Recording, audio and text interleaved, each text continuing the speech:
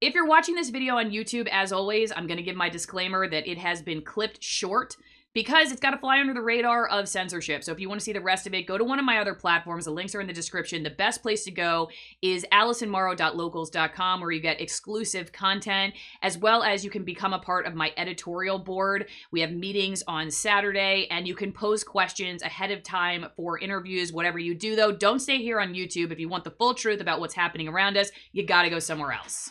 Maybe could we just start with what you think about what's going on right now? Are you surprised that you now have this emergency declaration?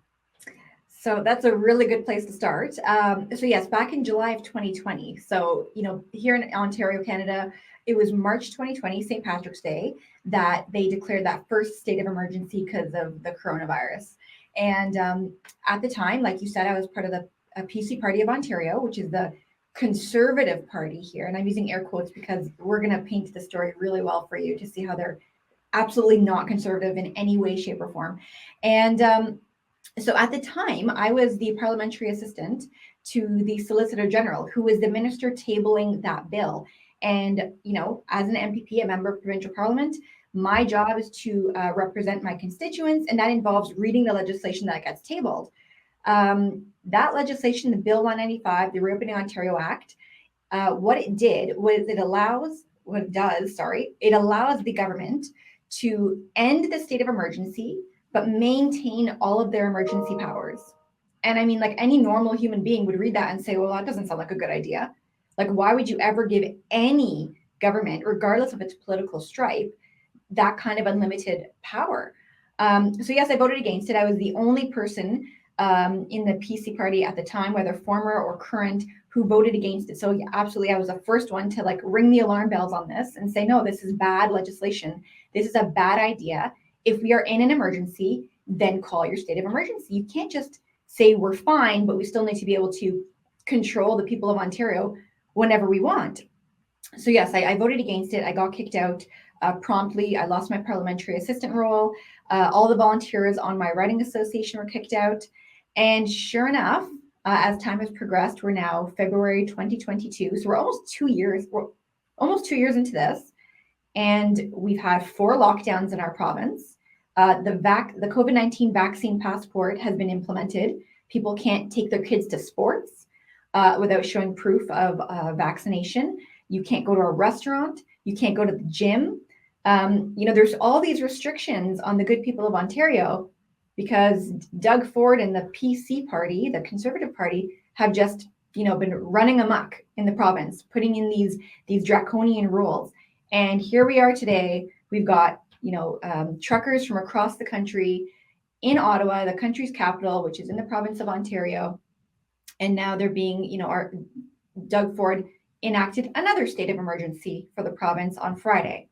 It's just a mess. And Allison, the thing to just differentiate for people that are not in the weeds on Canadian politics, which is all normal people, but I feel like we're starting to all become Canadian mini experts at this point. Like, who would have thought? Even my parents just put up a Canada flag on their Florida house. Oh, wow. That is so wonderful. Standing in solidarity.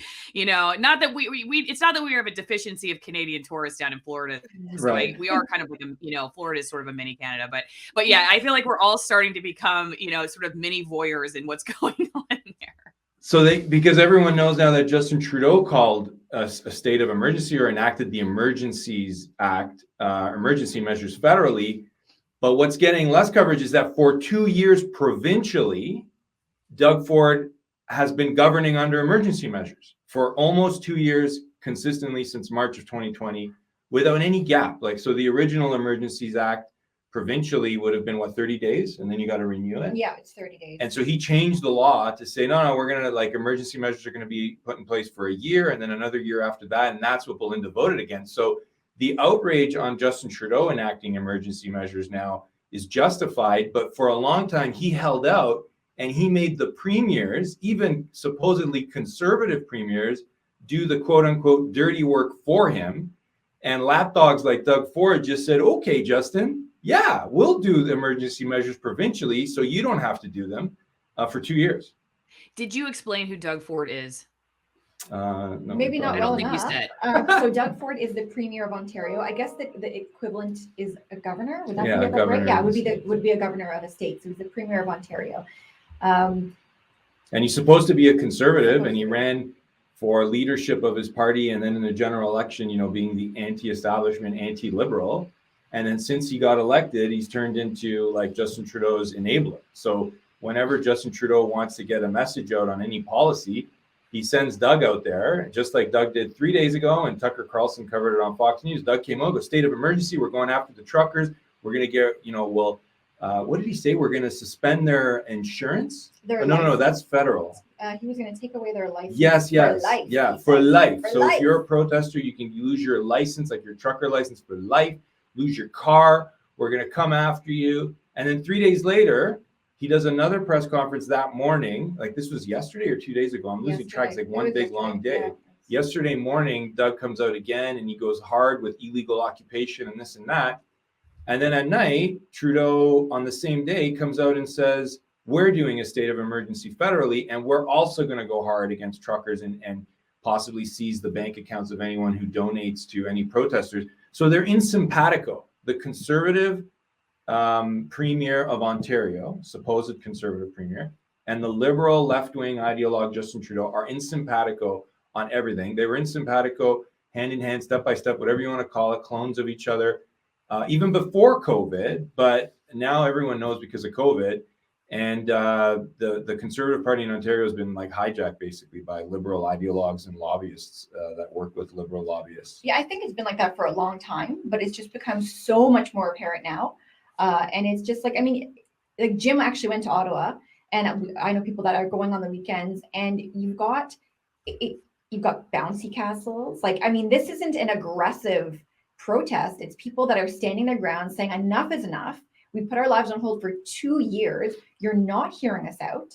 And so they're taking a stand, and rightly so. And it's great that we're getting support from the Americans. We're grateful for that. And thank you for that. Even the other day, I saw a clip from New York City where the Canadian embassy, there were people outside chanting, we are Canadians. And it's amazing. It's beautiful. The truckers put it on the map.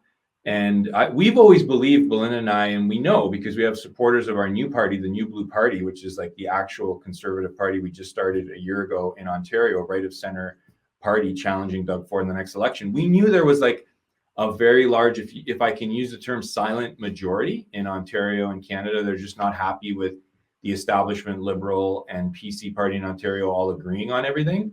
But the truckers kind of brought it to the foray. Like they pushed it forward where it's no longer silent. Mm-hmm. And they're showing there's a sizable population that has had enough of these mandates. And you see conservative premiers like Doug Ford now, he just brought in the passport, like 2-3 months ago? It was September. Yeah, and they were working on a digital passport. Oh, so the digital ID that everyone's talking about, that's actually from like 2018. So when I was still part of the PC party, they were talking about how great it was to get this like digital ID up and running. And so now it's quite convenient because, people are getting used to this QR code that they're using to access public places.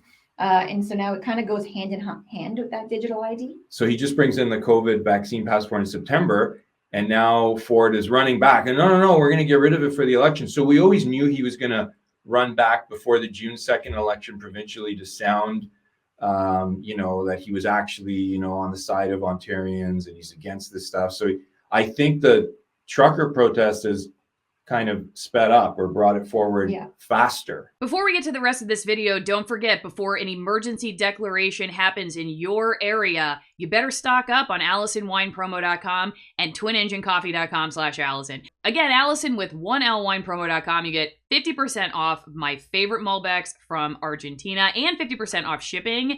No flavoring, no filtering, no dyes, and no excess chemicals. One from the oldest vineyard in Argentina, another from almost 9,000 feet. That high altitude gives the wine a very robust flavor, and also the higher the altitude where they grow the grapes, the fewer pesticides are needed for the wine. But if you are waking up and your government's seizing power under an emergency declaration and you just need some energy to figure out what convoy you're going to join, go to twinenginecoffee.com/Allison. Twinenginecoffee.com/Allison. You get high altitude, also Nicaraguan coffee roast. And the CEO of the company lives right there where they grow, harvest, and roast the beans. These are also USDA certified organic, and they have a tea that's made from coffee fruit. I cold brew mine for 24 hours. It is delicious. So wherever you are, whatever emergency or no emergency declaration is happening in your area, check out my sponsors, support my work, and let's get to the rest of the video. Yeah, you guys brought up the CBC going through the hack database of the Give, Send, Go donors and the consequences that's had. And it's interesting, right? Because CBC is owned by the government. Am I correct? Okay, so so is it's like this very weird, like, you know, I don't know if you consider that journalism. Like, do you guys consider it journalism? I can tell you that probably the average sort of stormtrooper that works there that's doing this is thinking to themselves, hang on one second, okay.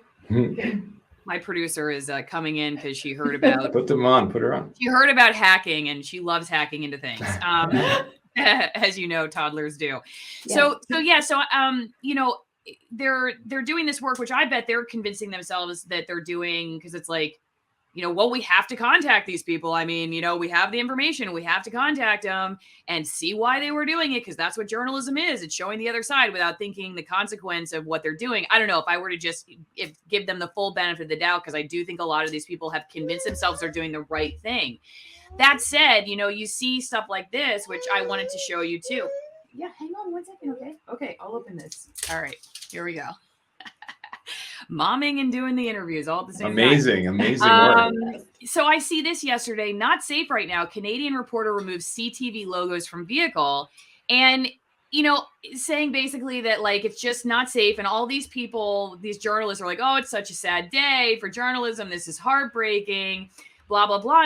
And you know, while I 100% am against people getting attacked for even doing the crappiest journalism we've ever seen in history, I'm shocked that they're surprised by this, that they're surprised that people are antagonistic towards reporters, given essentially, you know, going back to this, like, they're working as an arm of the state. How are they surprised that it got to this point? So I'm just going to throw that out there to you guys. Yeah, and it's not just the CBC, right? Like, all the mainstream corporate media now is getting a subsidy. So the CBC is owned by the federal government, but they're all, including the National Post and CTV News, getting a subsidy in the hundreds of millions total for all of them from the Trudeau government. And so in one way or another, they're all kind of like funded or owned by, not totally owned by the federal government, but they're getting funding from it, because they're not putting stuff out there that anyone wants to read, like, or watch. It's just terrible reporting.